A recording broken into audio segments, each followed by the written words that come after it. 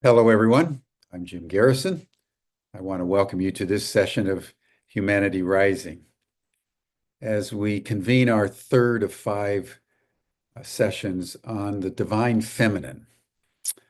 Today, the theme is the divine feminine in myth and leadership. As I've been pondering the theme for today, the following questions have been emerging in my mind that I'd like to share with everyone because they were new to me, and I think they are fundamental to include in our conversation about myth and leadership, but more broadly about the question of whether the masculine-feminine duality that seems so present in the human realm and the terrestrial realm actually pertains beyond the boundaries of Earth. And I mean that in the following way. As you all know, Tom Eddington and I and others are preparing for a State of the World conference this December in Washington, D.C. We are gathering people together to ponder the following question. How should humanity deal with escalating planetary ecological disaster,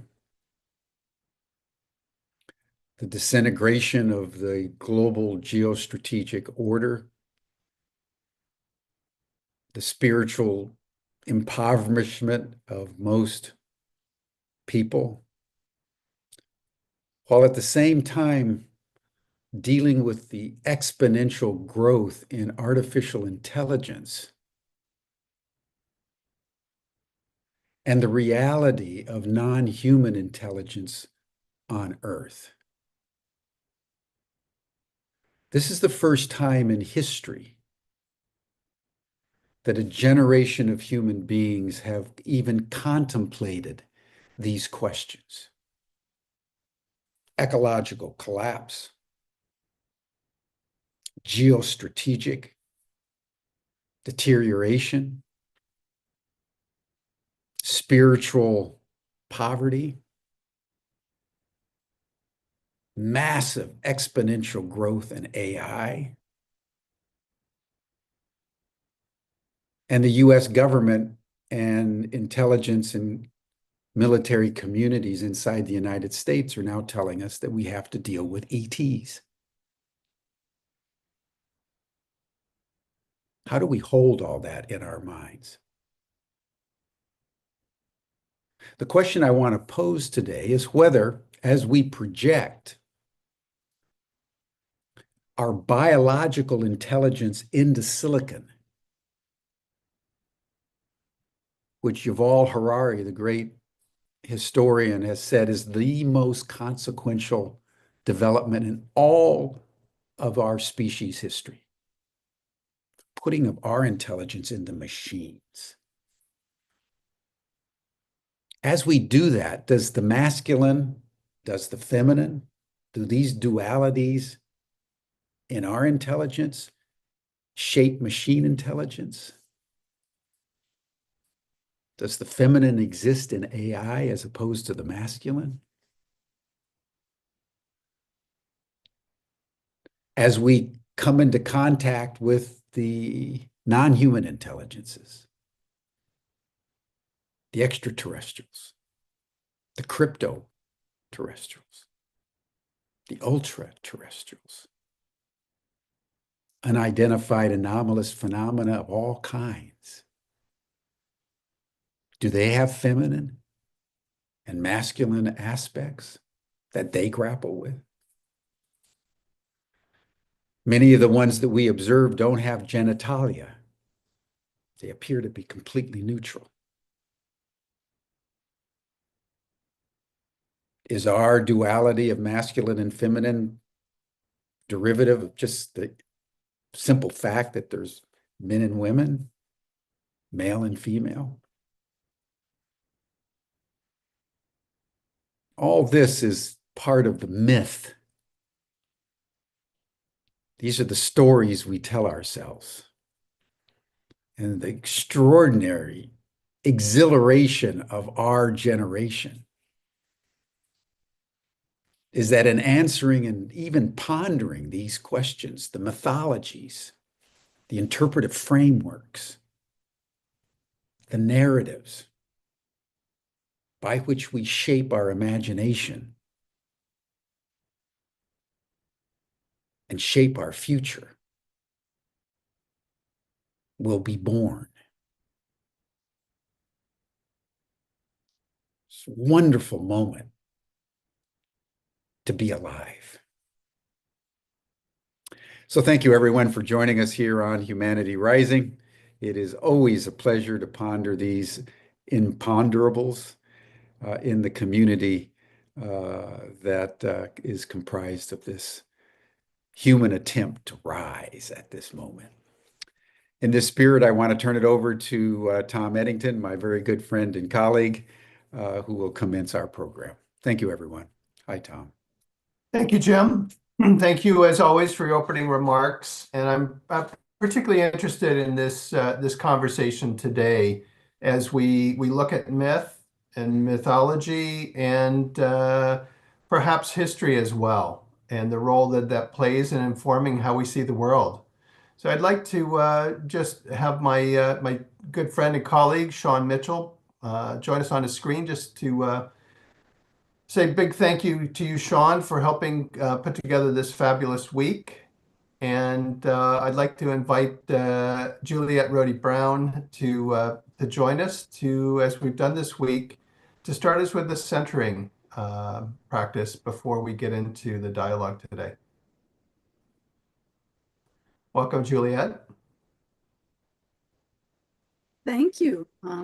Okay, so let us take a moment. I've lit a candle here for us today, the lotus, which is also a symbol of the divine feminine, the opening lotus. So allow your eyes to close if you're comfortable with that, or allow them to look gently downward in a soft gaze, and bring your body to this moment. Bring this body right here, right now, into the space where many, many of us are gathering today in the cyber world, in the subtle world, to honor the divine feminine. So feeling the touch of your body where you're sitting, feeling your feet on the ground. I will start with blessing and honoring the land I sit on here, and that is the land of the Chumash. And may you do the same. So as we call in the circle of divine feminine icons throughout the world, let's also know that nature is the divine feminine. The cosmological world is the divine feminine. The human representations we've come up with in our conceptions of a goddess realm are Isis, Hathor, may we call them, from ancient Egypt. The goddesses of ancient Greece, Athena, goddess of wisdom, Aphrodite, goddess of beauty, love, fertility, Priya, North mythology. And in the Yoruba tradition, ocean, Akan tradition, we have Asasiya, Gnostic Christianity, Sophia, Venus from Roman mythology, Derb, Hinduism, Kuan Yin, Tara, from Buddhism, Mary Magdalene, Mother Mary, Nana. These are from all the ancient traditions of the world and how they inform us today.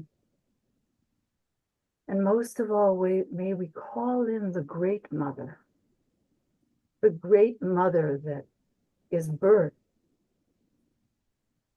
the closing, the endings, and the beginnings, beyond gender, the first breath, if you will. May we recognize that sacred, divine feminine, the feeling function within ourselves. Because when we do, we are home.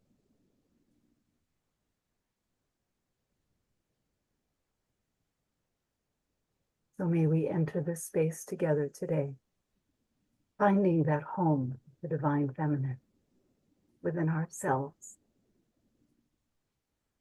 So be it.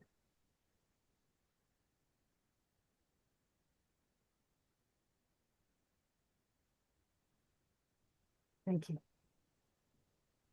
Thank you, Juliet.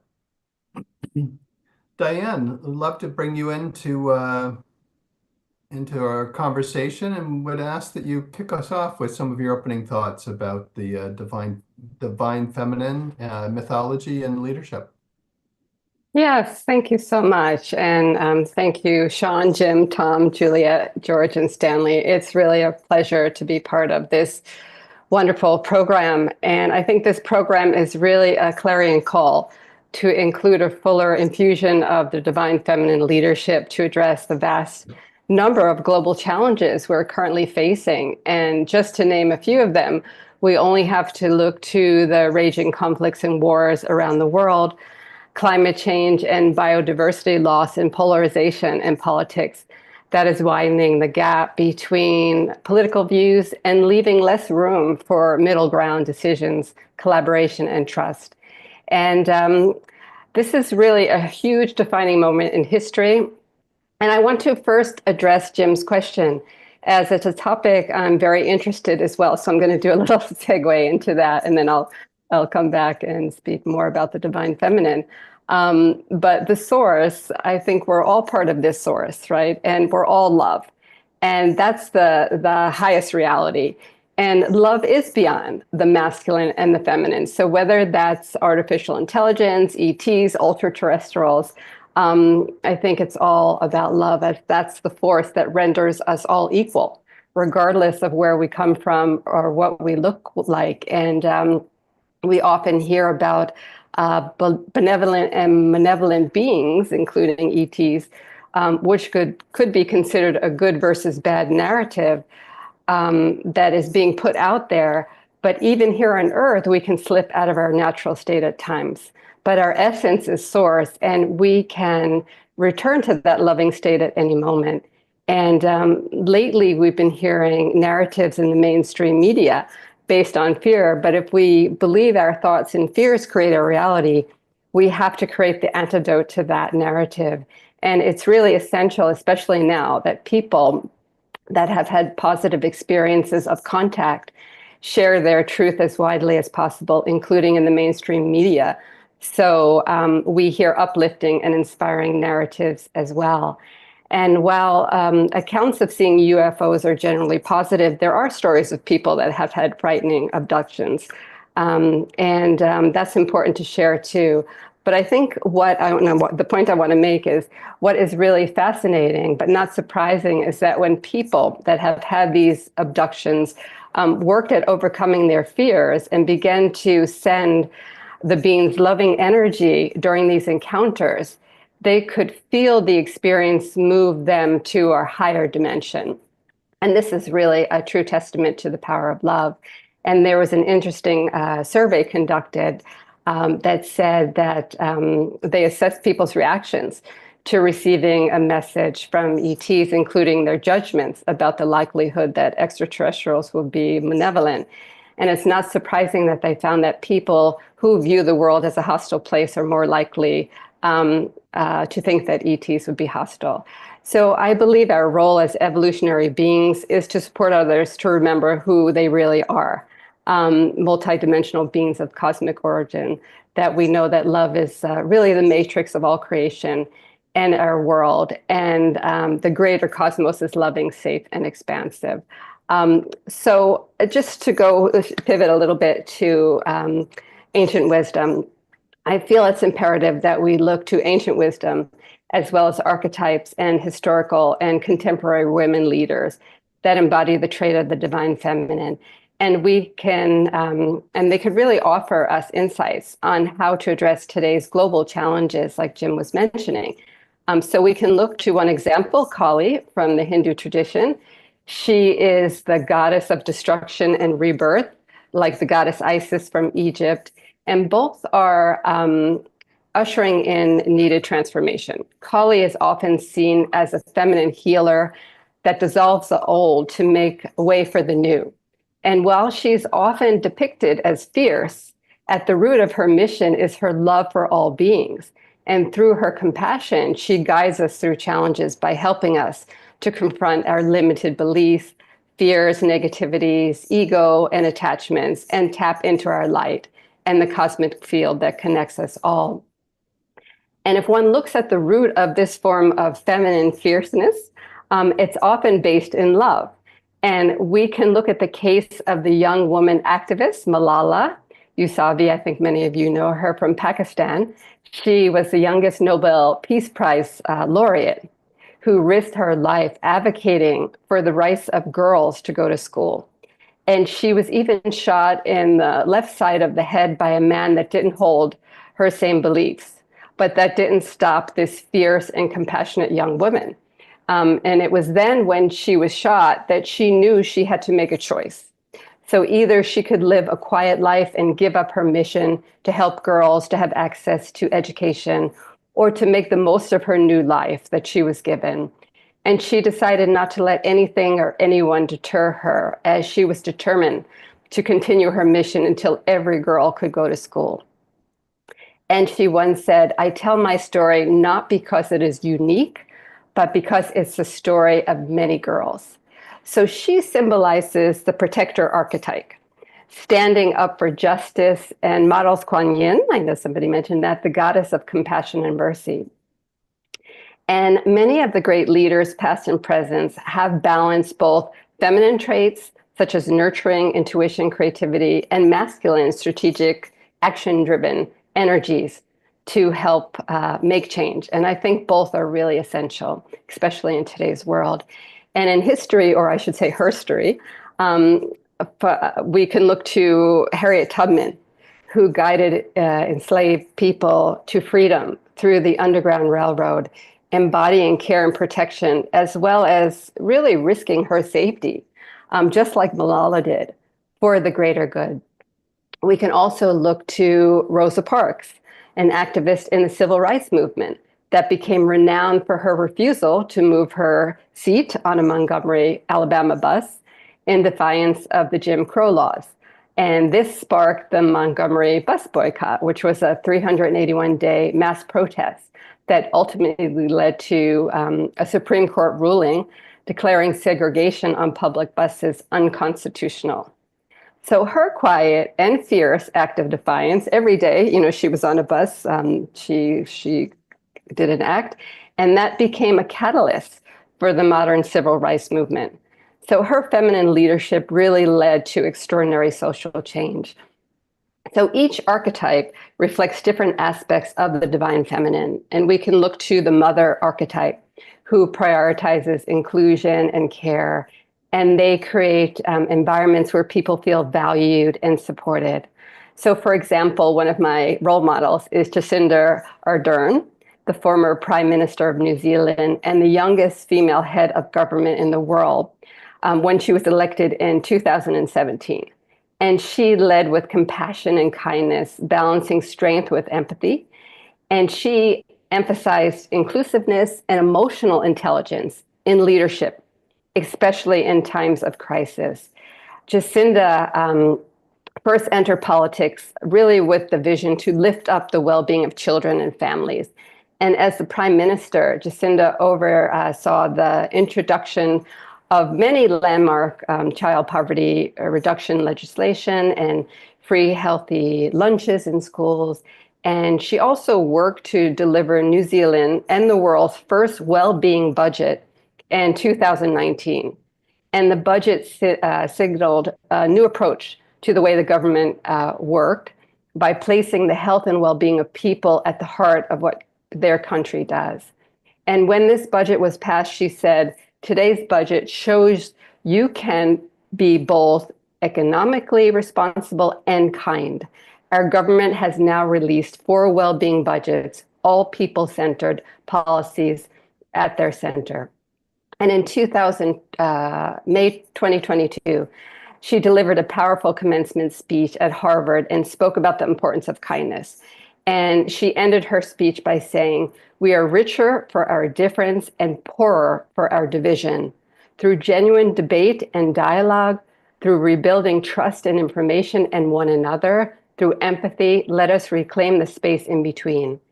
And after all, there are some things in life that make the world feel small and connected.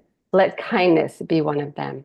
And she has a new memoir called A Different Kind of Power that shares a vision for a new kind of leadership based on compassion and empathy. And it's intended as an inspiration for a new generation of leaders and encourages the readers not to doubt their leadership potential. Leadership comes in all forms. For instance, one could lead through the arts. And on January 20th, 2021, the 22-year-old poet, Amanda Gorman, recited The Hill We Climb, a poem about national unity at the US presidential inauguration.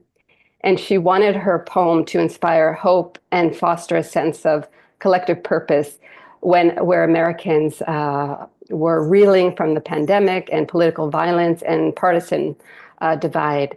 And we might not remember too many of the special guests present at that inauguration, but she certainly stood out because of her passion and determination to make a difference through her words. And one line in her poem said, "Where can we find light?" And I think one of the answers to that question lies in the ancient maxim in Delphi, Greece, that says, "Know thyself." It's inscribed in the Temple of Apollo. And this maxim was fundamental to Socrates' philosophy as well, because he believed that self-knowledge was the path to wisdom and a meaningful life. And in today's world, know thyself really underpins the leadership concept, such as authentic, mindful, and transformational leadership, and having emotional intelligence and supporting the personal growth and development of others. And feminine leadership often embodies and relies on deep self-awareness, a sense of knowing who we really are as internal beings of light. So to answer Amanda's question, where can we find light? It's inside of us, in every being around us. So leading with reverence for all life, including members of the animal and plant kingdoms and other intelligences that are in different realms and locations in our multiverse, is really key. So just a couple more goddesses before I close. Another goddess is the cosmic goddess. She focuses on holistic leadership that brings a spiritual, ethical, and cosmic perspective to leadership. And she focuses on interconnectedness of everything and enlightenment for the benefit of all beings, like Tara in Tibetan Buddhism, who embodies compassion and enlightenment.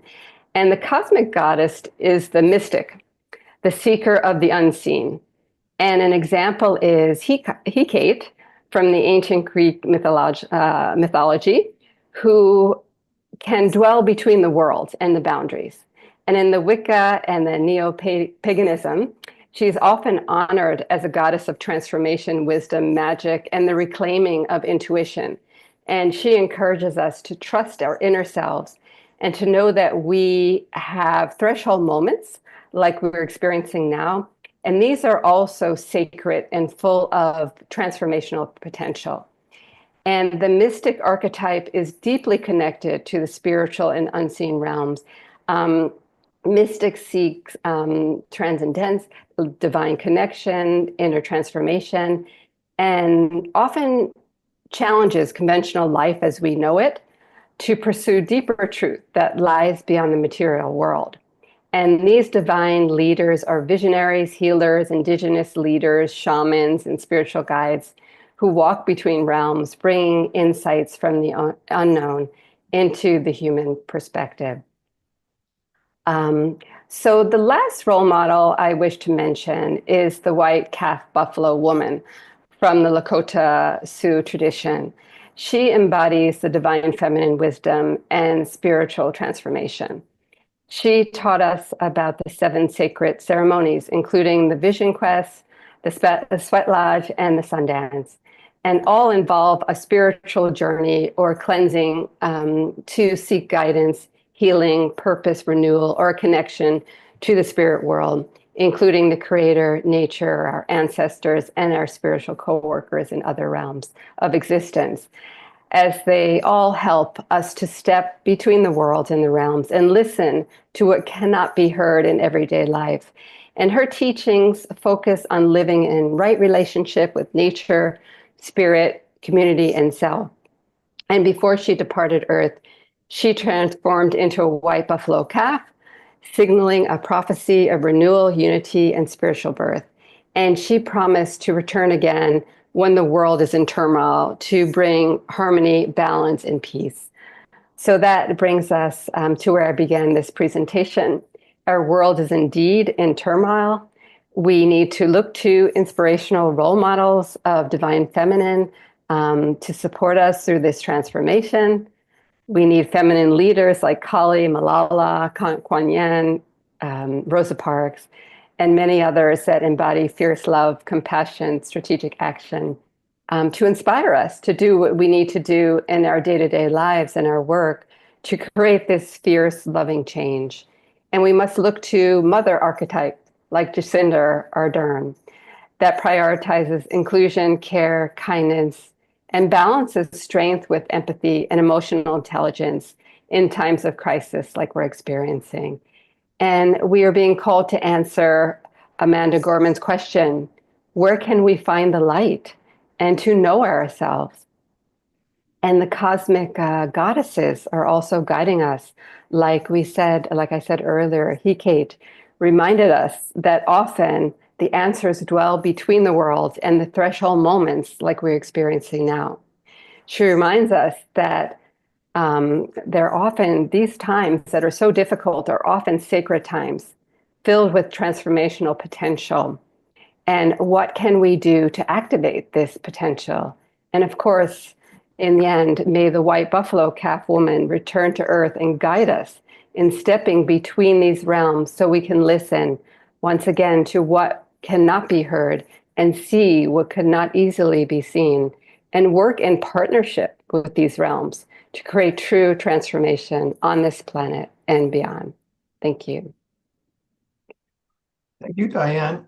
That was an extraordinary whirlwind tour of the divine feminine throughout human history as we know it. So beautifully done. Thank you. And Yeah, thanks, sets Diane. up Thank you. fantastic conversation. Juliet, please join us and share your opening remarks.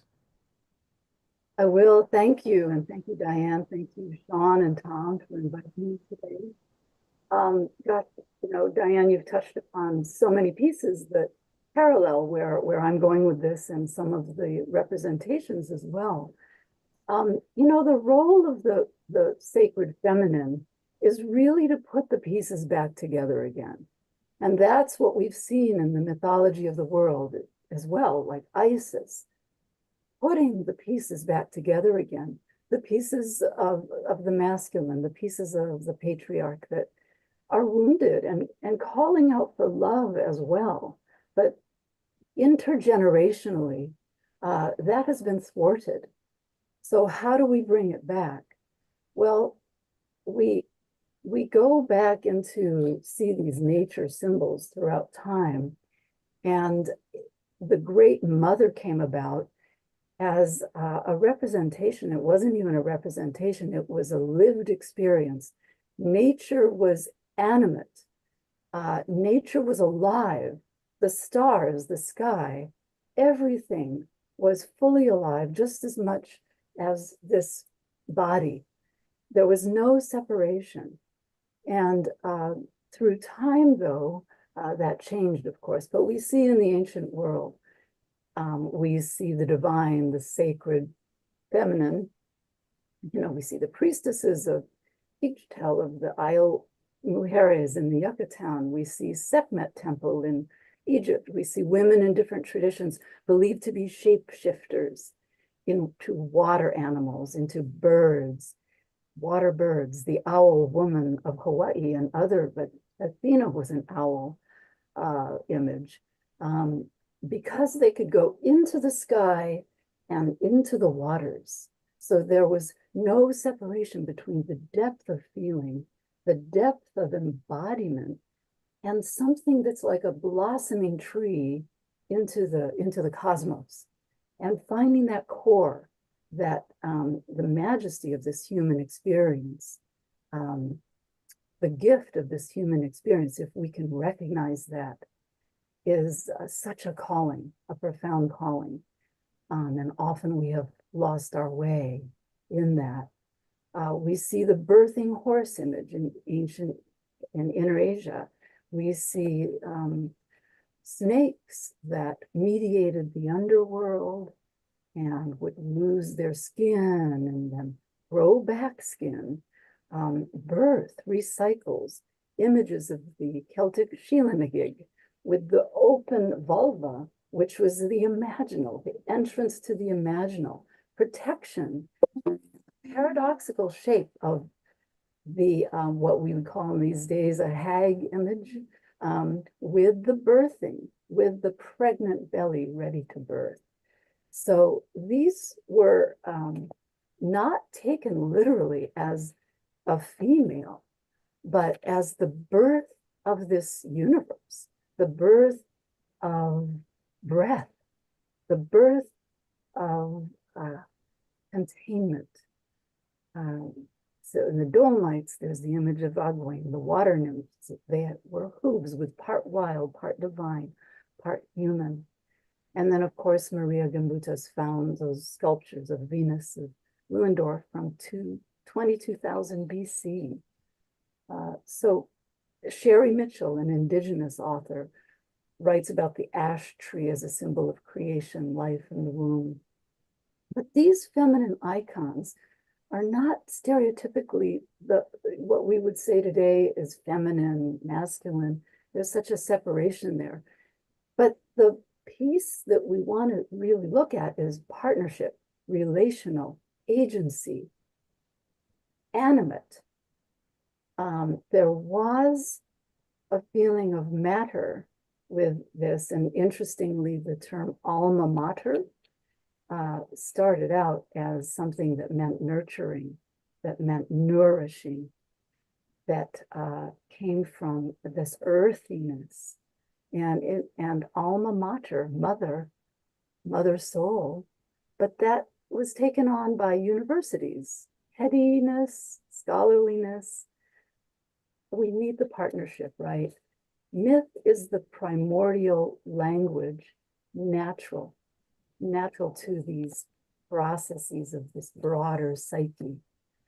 And myth has been with us since all time, in the oral traditions, in the images that we see, even in the spiral, in the labyrinth. That's an image of the sacred, the divine feminine, of the journey of life, and how we pull in the cosmological into this embodiment on earth with care, with others, with circles of relationships and love. But it's an unknown language, and we have to ask it. We have to listen. We have to turn our face toward it, or it will escape from us, or we'll project what's in us, what's home. It's in us, and yet it's so much broader than us. But if we don't recognize that we have a role in that, then we end up projecting, and often that's projection of the shadow side. So the shadow side of the feminine, if you will, is dependency, is passivity, or even on the other extreme, overly emotional or vengeful, devouring, spiteful,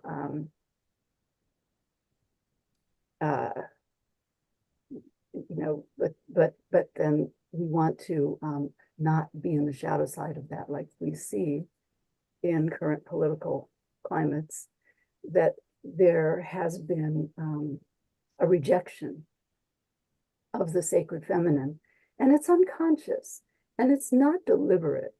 And that's where I think we have to be careful of calling names, and bringing an ugliness to our words and actions when we see this woundedness and how it's acting out.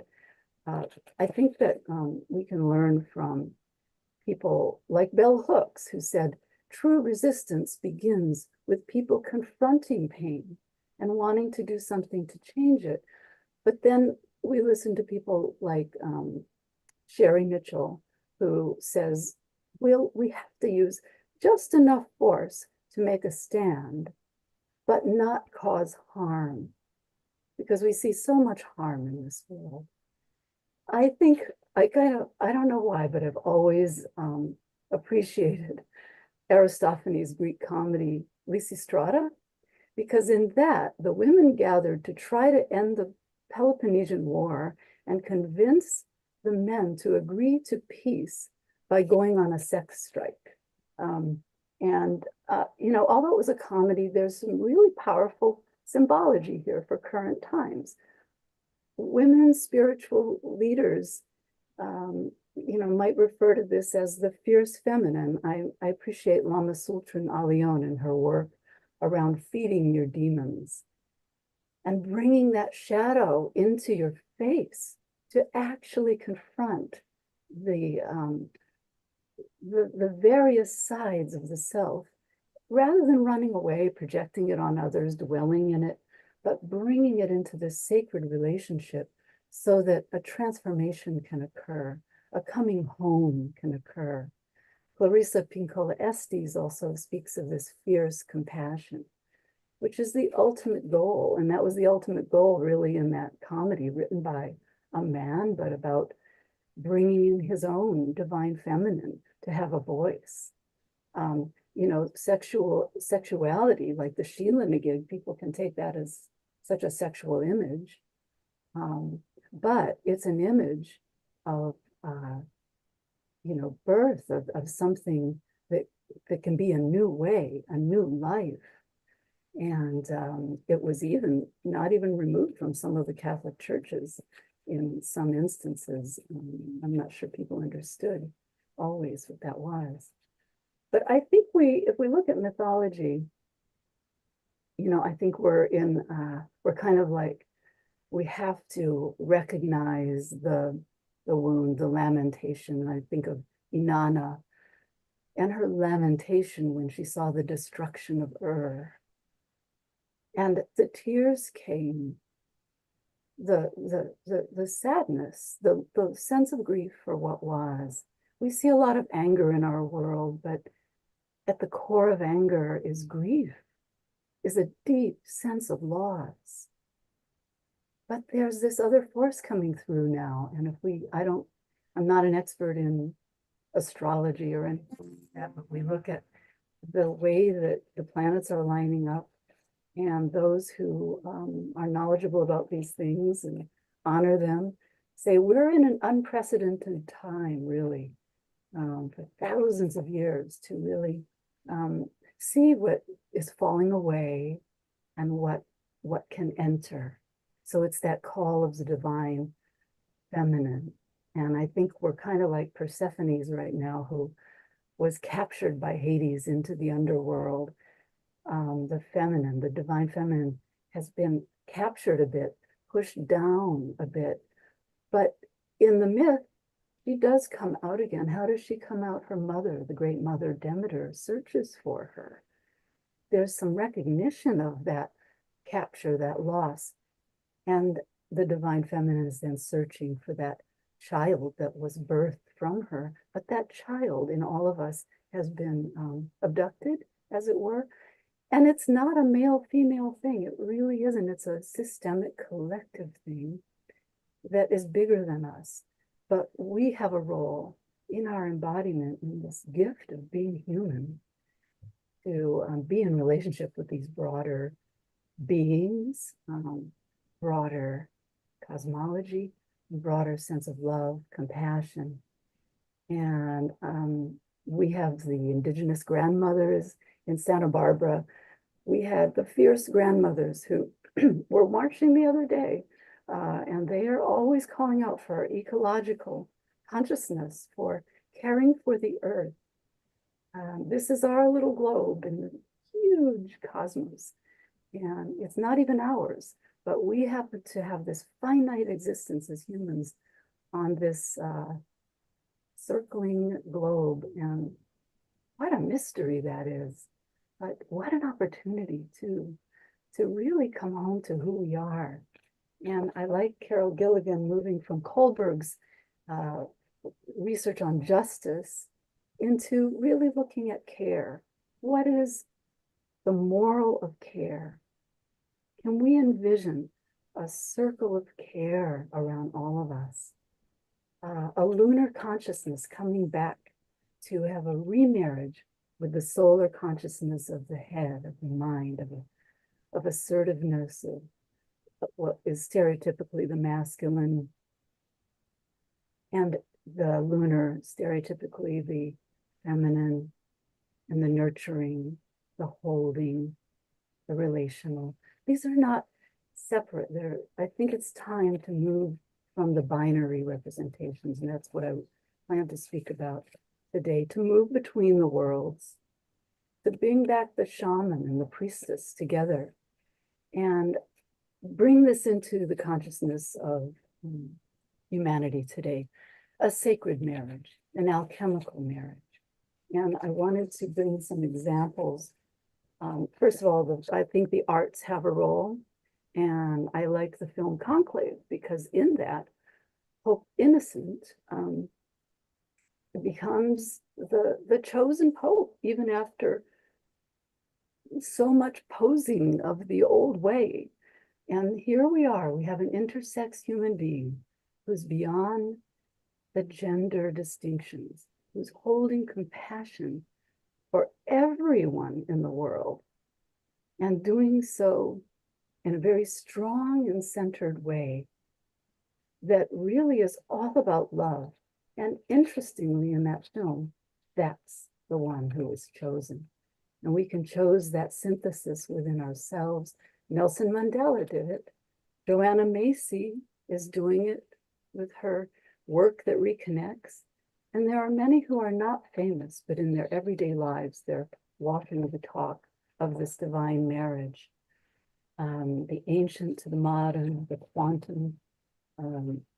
I think that just a few more examples. The Forgiveness Project, Marina Cantacuzino started this years ago, and I would encourage you to Google that and look it up. Kumkum Bhavnani, she's a sociologist, a professor of sociology. She has taken it upon herself to use the arts to produce films that are all about how the sacred feminine is coming together all over the globe to care, to come together, even different cultures in dialogue together to make a difference. Lama Sultan Alion, who I mentioned before, the fierce power of the sacred feminine. And she uses the tantric dakinis and their different sides to come to that center of the self with a capital S. Maya Angelou, the poet, activist, who brought us issues of race, gender. Nelson Mandela, as I mentioned, Gandhi, Malala, who was mentioned, Bell Hooks, who said that love is an action and a choice, and talked about care, commitment, knowledge, responsibility, respect, and trust. And I'll close with a quote from her, because she said, "A generous heart is always open." The open heart is the divine feminine. Doesn't matter what kinds of genitals we have. It's time to move beyond the binary. I agree with that. And I think many of us do. So I work in the world in my own small way, and in my growing edges, to have a generous heart. And I hope that I can invite us, and we can all invite our generous hearts. So thank you for inviting me today to say my little piece. Thank you, Juliet. Thank you. Thank you. Thank you, Juliet. Thank you, Diane. What a beautiful opening for a very, very rich conversation. I found myself being pulled in 15 different directions on where to take the conversation. And so I think where I'd like to start, and if it doesn't resonate for you and you want to go in a different direction, that's fine. But what was arising for me is that, picking up something that Diane talked about, that this is a potentiated moment in human history. And like we see in organizations, that organizations and societies go through S curves. And we're seeing the peak of the S curve as we're starting to descend, and a new S curve is wanting to emerge. And we're in the middle of that, opening of that new S curve in human evolution, human consciousness. And there's a lot of chaos and there's a lot of uncertainty. And that's combined with the destruction of our ecology. It's combined with some of the things that Jim mentioned. And yet some of the pieces you spoke to, Juliet, are that there are extraordinarily beautiful things happening all around us on the planet that don't get a lot of airtime, that don't make it to the mass media. And to most people's daily lives unless they're focused on it. And so I'm wondering, as meaning-making machines, we're trying to make meaning of where we are. And some of the challenges we're faced with, certainly the climate disaster that we're facing, which is at an exponential growth, which the human mind can't comprehend. And we saw it with COVID, the exponential growth that the human mind couldn't comprehend. And so I'm wondering, what is the role of the divine feminine, whether it's defined as you described it, Juliet, as just a being with an open heart? What's our way through? Did you want to take that, Juliet, or? Start since you. Okay. Oh, okay. So, yeah, our way through, I think sometimes it feels overwhelming because there's so many global challenges in the world. For the average person, it's like, what can I do? But I think it could start with simple, conscious acts of kindness on a day-to-day basis, because that goes into the field and makes a ripple. And just on Monday, because I've been working to try to get a day that honors oneness on the UN calendar. So I've been meeting with a lot of UN ambassadors. And on Monday, I met with the ambassador of Tuvalu, the small island state that's actually sinking. It's having some very severe effects of climate change. And there was also the Minister of Education and a couple others. And one of the representatives said to me that they never lose sight of their values, of caring, of sharing, of being there for others. And something that actually brought me to tears in the meeting was they said that when they get something, whether it's financial resources or food or anything that's donated to their small island state, they share it with every single island around them. So other countries, other islands. And I thought that's just so beautiful because they don't have a lot, but what they have is they're able to share. And I remember when I was a Peace Corps volunteer in Cameroon, Africa, it was the same thing. You would go to some of the poorest villages, and I remember they had maybe one piece of bread, but they would share it with everybody around. That was just, the values that they held. So I think our small acts of kindness, being conscious, being fierce. Fierce is also, somebody that's intense in nature and strong and powerful and determined. But it only has to be a determination to make the world better in whatever way that you can in your own world. And I think that's really important. And like Juliet was saying, having a circle of care, really surrounding ourselves with others that are doing a similar mission. And I think there's power in numbers and there's strength in that. And as Juliet said, Bell Hooks said, love is an action and a choice. So every day we wake up, we can make that choice to do whatever we can to shift the dial in the right direction. Thank you, Diane. Thanks, Diane. Yeah, and I see that, you see people with small acts of giving back kindness when even they've been attacked. We had a woman in our doctoral program who's from Asia, and during COVID was driving on the freeway and here in Santa Barbara, and some men drove by in a car and said, "Go back to where you came from, get out of here." And it took her aback at first, but she took a breath and she looked at them, and what came to her was, "You are suffering a lot more than I am in this moment." And she was able to drop down and then just give them a look of care, not lash out, but this strong look of find yourself. And I was so impressed by that, because that's a regular person, driving along the freeway, who is aggressively attacked and responds in a different way.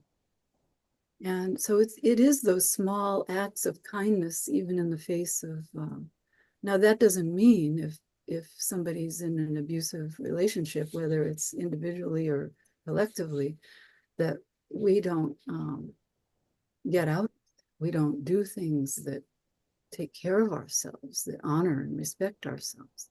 But those, we can also do that with care. In the Jungian and depth psychological world, it's often said that when we first encounter the depth of feeling that is the divine feminine, it's terrifying. It can be terrifying. And there are people who've written about this, such as Eric Neumann, who's a man who wrote a book called The Fear of the Feminine. He also wrote The Great Mother. And so it's the dance to join, to partner, even in the face of great uncertainty and hurt. And I think we can do that in our everyday lives on an everyday basis, and how we respond, as Diane, you said, come back to our hearts. We have to start with our bodies. How do we know that we're having a sacred experience? Something happens. Something happens. And that's how we know. And we know it first through our bodies. This apparatus, this mysterious apparatus of the body, that's how we know. But we can find our freedom, the freedom to come home, through our small interactions. And then that rises to the occasion of broader interactions. A little idealistic, but I really do feel that there's a lot of movement in that direction as well. I feel that. Yeah, I'm just curious, what's getting in the way of these simple practices, these simple things that you both are speaking to? What is it about our collective, our culture here in the US, but around the world, that's getting in the way of us returning to these simple practices? I think a lot is just conditioning, like how we are raised, the school, we go to school and we're taught to, sit in our seats, raise our hands, like repeat after me. And I think we don't always feel that we can, speak out, or maybe we don't always feel that our voice would make that much of a difference. And I think that gets in the way. But I think if we go through life really conscious of everything that we do, like even just yesterday, I was walking my little dog, and there was a woman coming towards me with her little dog. And, you know, I could tell the little dog was maybe had a little aggression. So I was like, well, is it okay? They agreed. And she said, yes, but I could just tell by the stance of the little dog. So he came towards my dog and, you know, it was like very, you know, and she turned it on me and she said, oh, well, your dog is not neutered. And I was like, well, my dog is, I didn't say anything. But in that moment, I thought, okay, you know, just stay peaceful, you know, don't say anything. And, you know, I just walked away and I said, you know, I could have just had a simple conversation with her because, you know, I learned new research about it's more healthier for dogs, you know, not to neuter them because of the hormones and everything.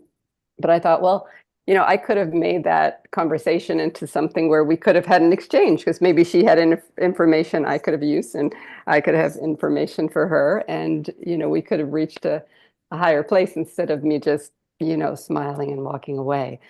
But yeah, I think, you know, I think we're just held back sometimes because, you know, we're just, like I said earlier, it's just the way that we grew up, we were conditioned. We look to the other as a stranger, not as somebody that's, you know, a friend and another member of the human family.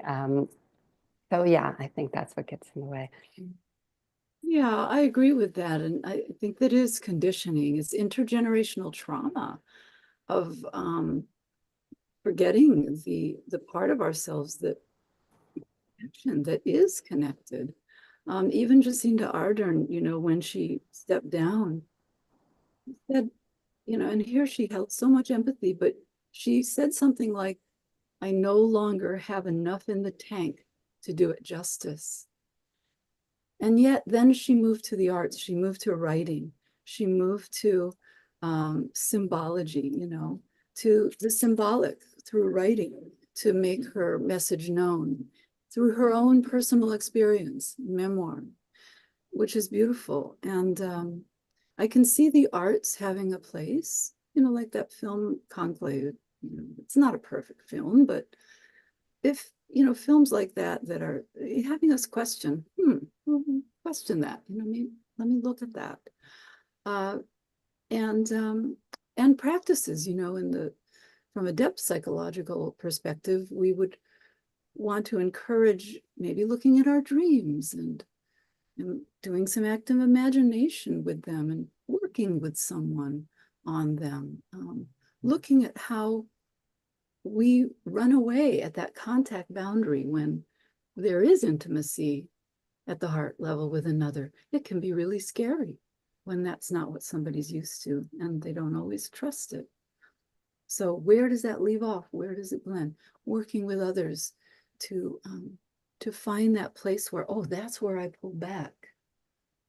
So, you know, the people who are leaders in small ways and larger ways who can maybe lead groups or bring the arts into these conversations.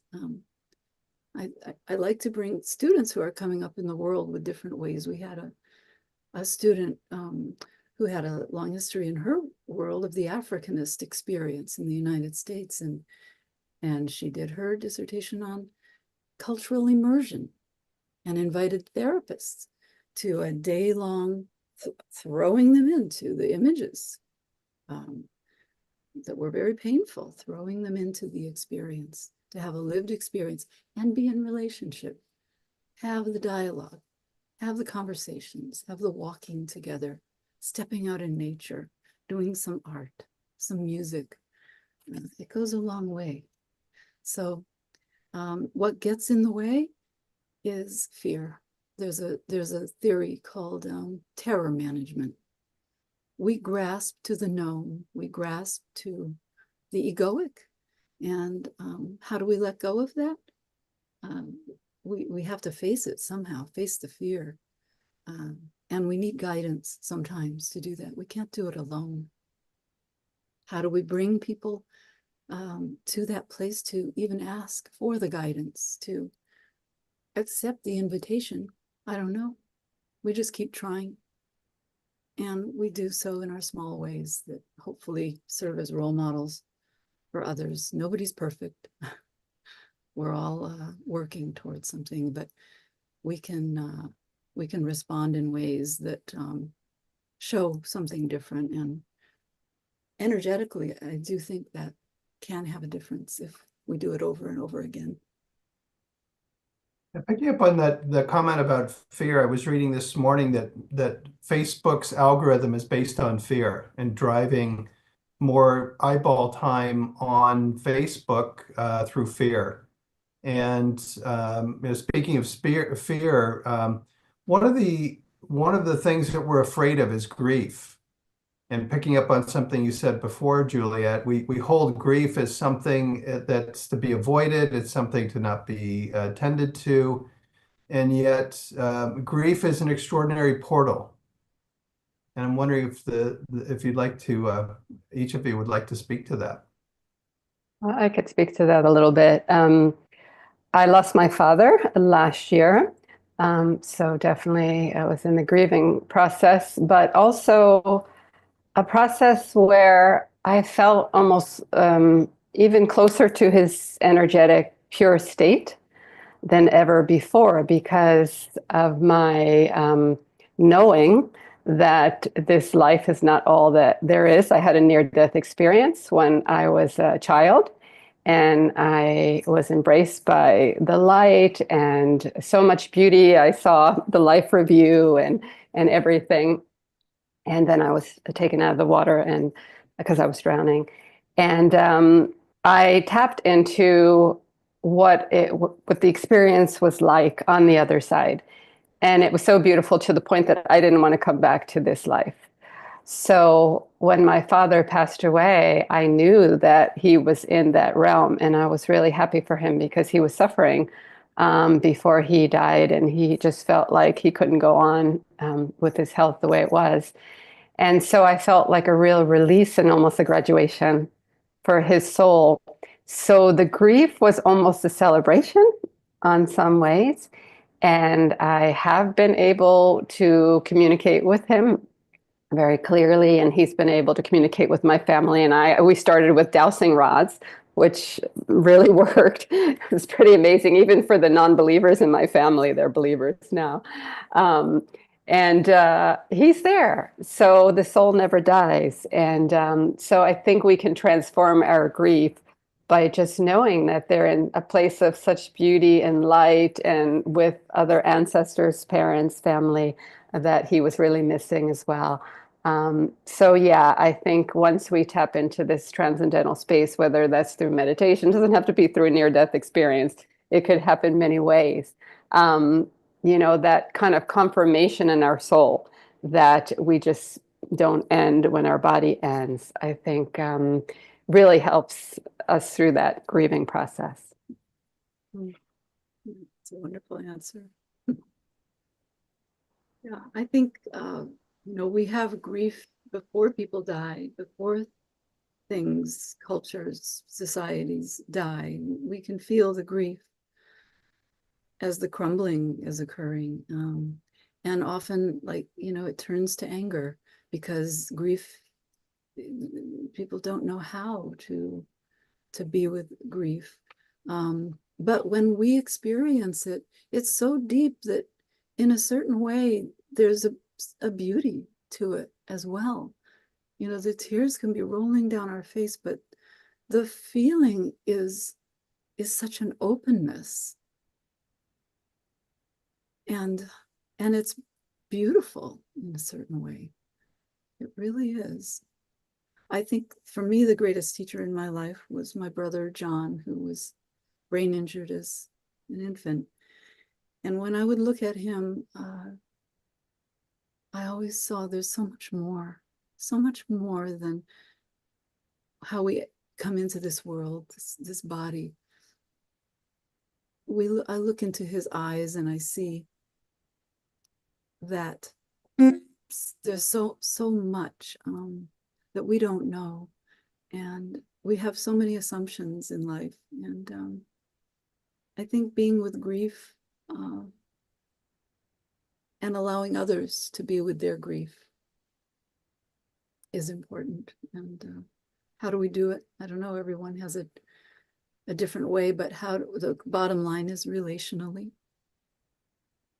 within ourselves and with others. All those parts of ourselves, being in relationship to that and being in relationship with others. And that's when our deathbed, that's what counts. I'm wondering if, and I'd like to invite you both to speak to grief beyond just the loss of a life.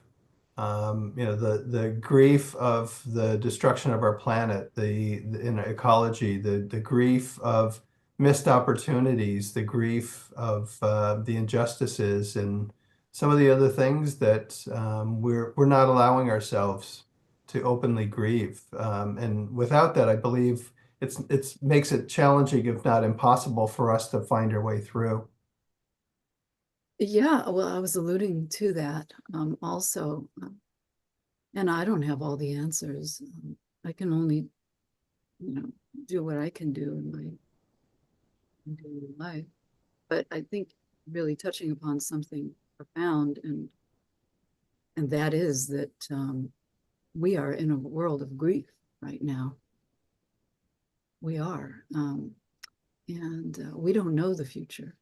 That's uncertain. And how we are in that together, rather than lashing out and projecting all kinds of things onto others. I just wish we would stop that. Just stop. I don't know. I don't know the answers.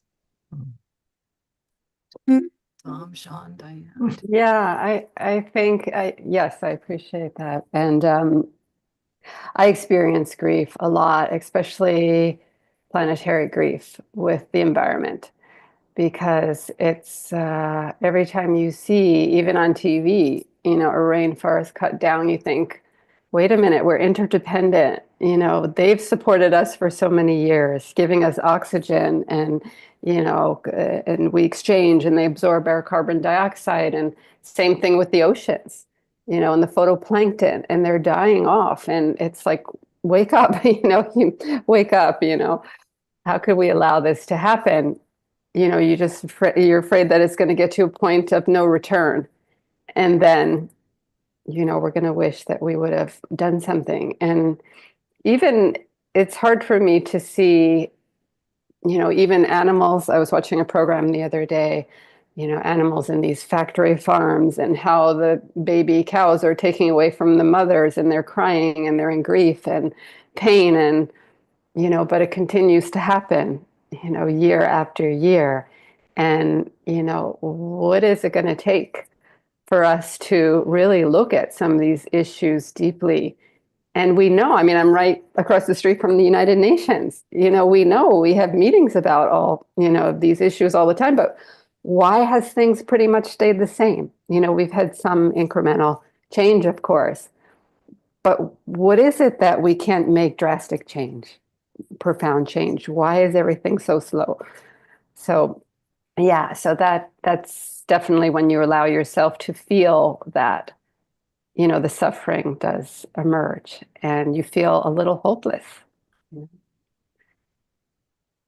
I was in preparation for this week. I was listening to a podcast this past weekend, and the person being interviewed was talking about the human species as being the apex species of the planet. And many indigenous cultures, whether it's reflected on totem poles or through oral traditions, there's people are divided into clans. And each of the clans were based on an apex species, and there was an innate understanding that an apex species, be it a wolf or a bear or an eagle or other apex species, if they were taken care of by the apex species, the human, then the ecology would be preserved and would be sustained. And so, back to the focus of our conversation today, mythology and the role of mythology. It seems that here in the West, we've lost that knowledge, we've lost that wisdom, we've lost the understanding of what is the role of humanity. Yeah. I tend to like to think in spirals, that we're in some kind of a spiral process where it may feel like we're dipping down and never going to come back. But, things do seem to work in cycles and spiral in a spiral-like manner. And we dip down, but then come back up again, hopefully. I mean, I'm holding that sense of hope, I guess. But we look to the Hawaiian indigenous cultures in the breadfruit tree, for instance. That breadfruit tree took care of wounds, the sap. It served as food, and newborns, interestingly, people would do homesteads under the grapefruit trees, and usually when babies were being born, and that grapefruit would serve for feeding, for wounds, for all kinds of things. There was this interrelationship with nature, not using nature, but nature was a family member, as it were. And I recently, a few years ago, spoke with the Taucho Chumash elder, who said, when I speak of people, I speak of the rock people, I speak of the ocean people, I speak of, and he said that, while some don't want to share because it's one more thing being taken away, and people appropriate without the depth or the invitation to do the practices. So that's something we have to be really, really sensitive about. And his view was, let's share, he said, it's been passed down through the ages, but it loses a little bit each time because we don't have access to the ancients.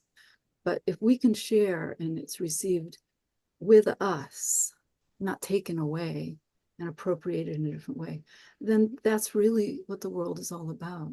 And it will come around if we can share. Diane, you mentioned sharing, and I think that's key.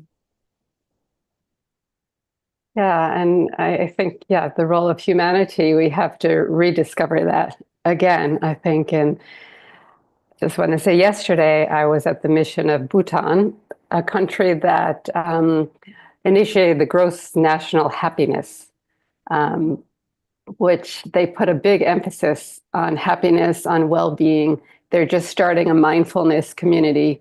They're about caring. And it's very interesting because before I went to the meeting, I was preparing a little bit, and their news, even, they focus on presenting positive news for people, not, negative news.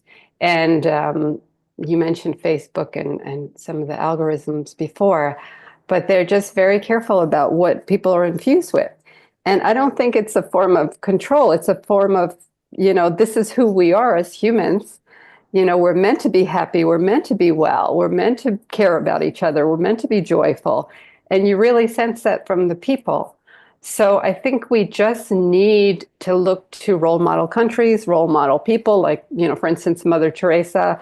Another story was that she, we know how much she cared for the poor, but there was a UN conference that she came to many years ago, and there were some homeless people close to the UN. There was one man even on the ground, and people were walking in quickly to the meetings not to be late, and she was the only one that stopped to make sure that that person was okay, to check in and say, how are you?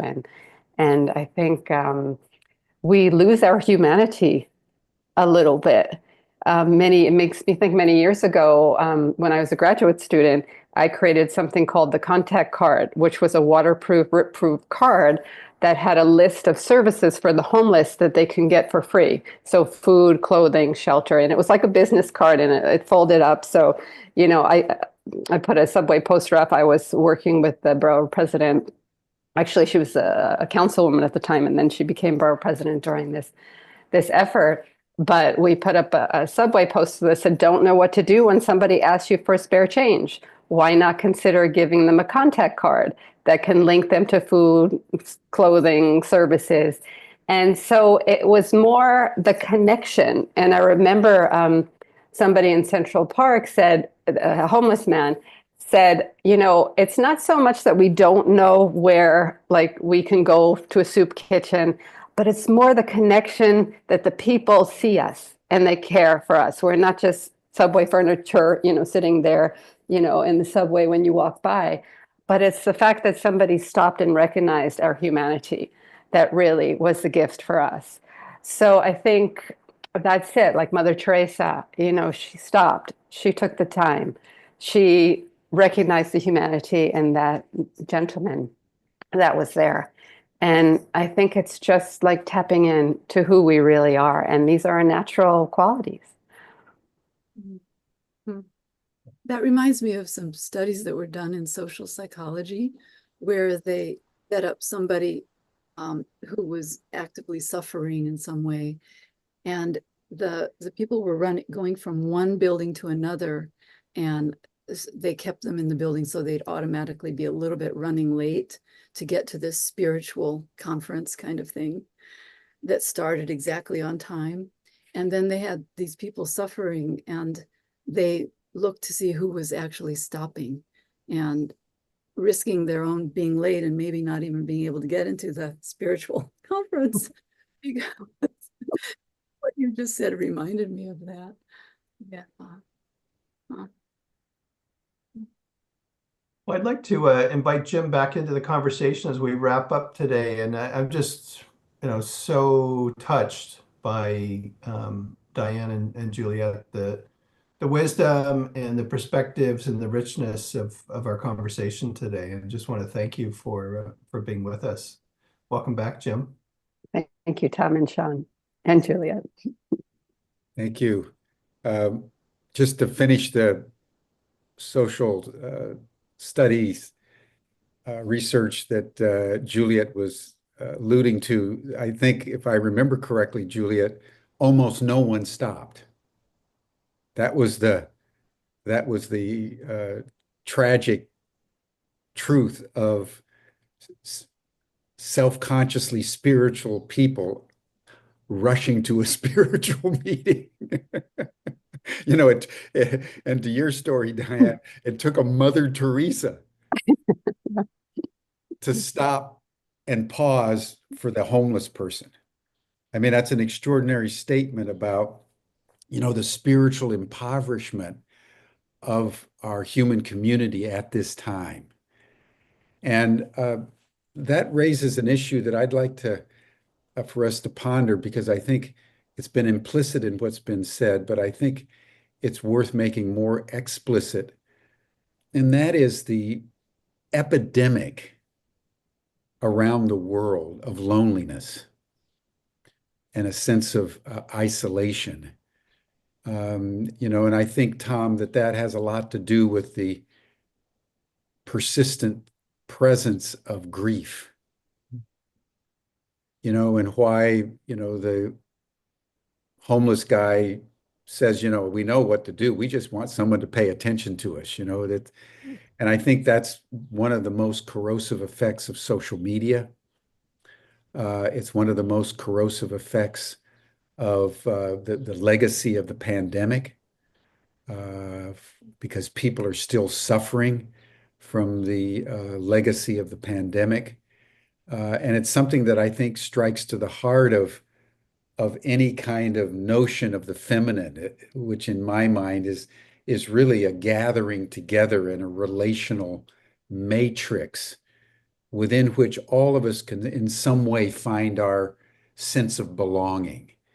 So would love to have both of you comment on the pandemic of isolation and loneliness in our culture, and how your understanding of the feminine would begin the process of knitting those people back into community.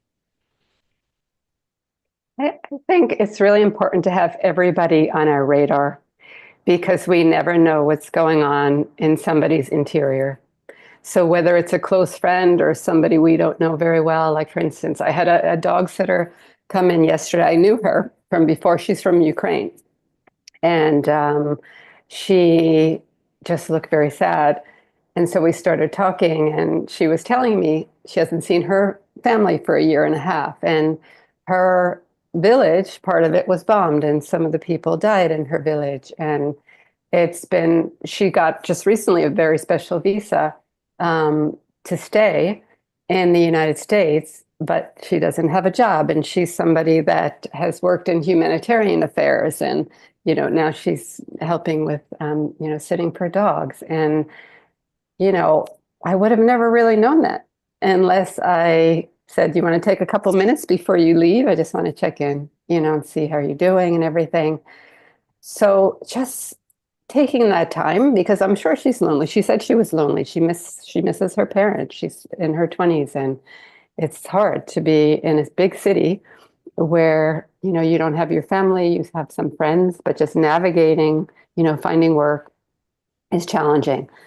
So I think just those little moments that we could do in our day-to-day lives, that people that come into our path, just connect, just have a conversation, and I think conversations are really key these days, because we see so much us versus them, and not a whole lot of trying to understand people from a different, that maybe has a different political view or perspective.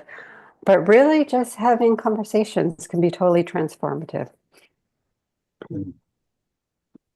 It's interesting. I'm bringing that actually back to cyberspace, because during COVID, people were sharing dreams across the internet. And it was the first time so many dreams from so many different cultures, so many different people came together in that way through the symbology, through the symbolic. And there have been some studies out of the UK that are looking at how that the sharing in that kind of way builds empathy. It actually builds empathy. And yet that's through the internet. So that's the other side of it.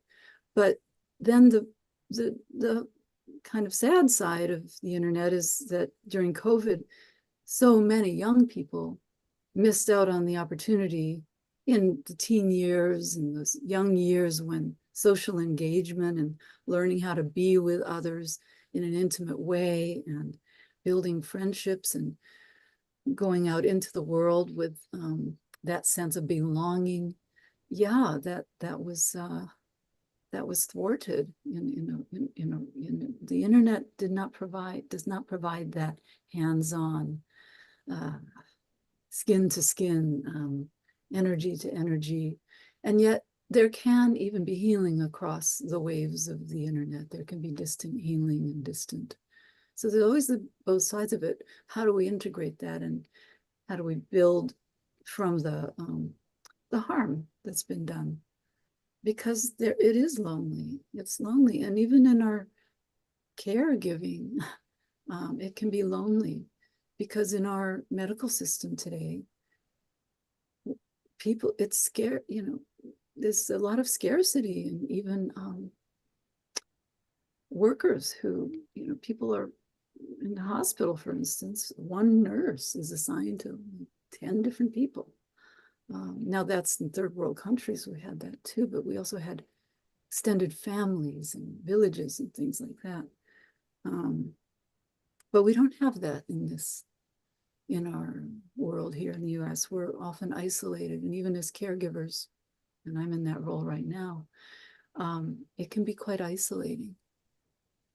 So I think when we have invitations for help or care, we can accept those too. And I can speak for myself. Instead of, "I got it together, I'm taking it day by day," we can say, "Okay, yes, please. It would be great to have you come by."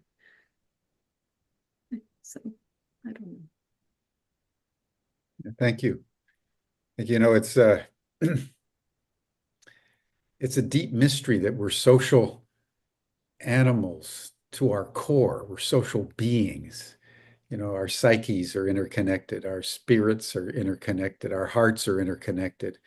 And yet we've constructed a technological civilization that strikes to the heart of that and separates us more and more through the algorithms of fear and alienation and urgency and so forth and so on. We are in quite a predicament as we look around the world. I was at the demonstrations, the 50-51 demonstrations all around the country this last Saturday, and there was a guy holding up a big sign, to your point earlier, Tom. If you're not in grief, you're not paying attention. And I thought that says it all. All you have to do is open your eyes and look around at the urgent needs that we have, and the imperative for us to come together in community at a minimum to help each other in every possible way. So thank you for contributing to that, both of you today. And I think as we wrap up, Sean, why don't you make a closing comment, and then Tom, you can tee us up for tomorrow.